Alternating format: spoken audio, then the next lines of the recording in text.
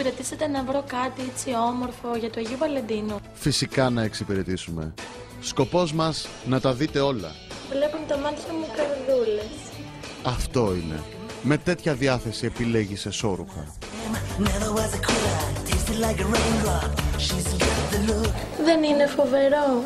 Και τρομερό μαζί. Δεν θα το φορέσεις να το δούμε? Άντε να σου κάνω το χατήρι.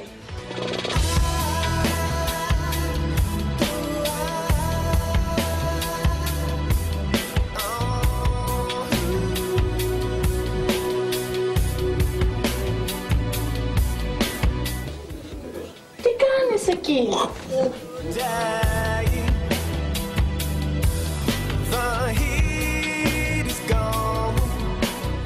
Η καρδούλα μου σας αρέσει? Τώρα βλέπουν τα μάτια μας καρδούλες.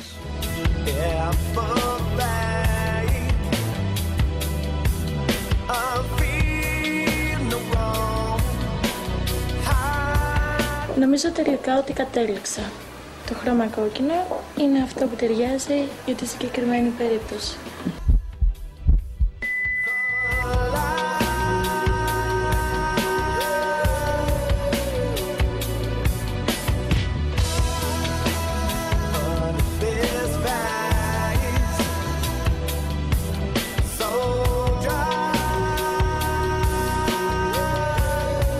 Χρόνια πολλά σε όλους τους ερωτευμένους. Είμαι η Ζέτα και μόλις σας ευχήθηκα.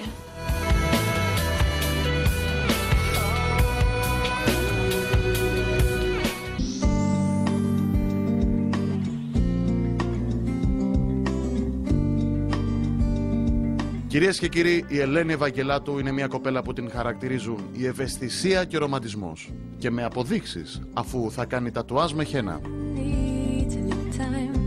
Αυτό θέλει. Το επέλεξα γιατί συμβολίζει κάτι για μένα. Ευαισθησία. Και αγάπη.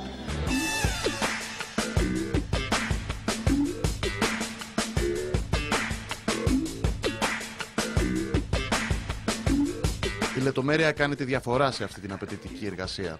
Γι' αυτό μην ξεχνάμε το πινέλο.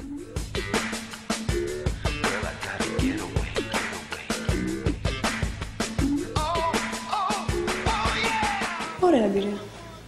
Μου άρεσε.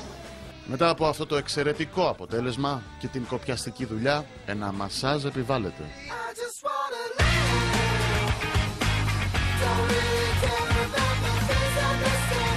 Μου αρέσει πολύ το μασάζ. Να μου κάνουν.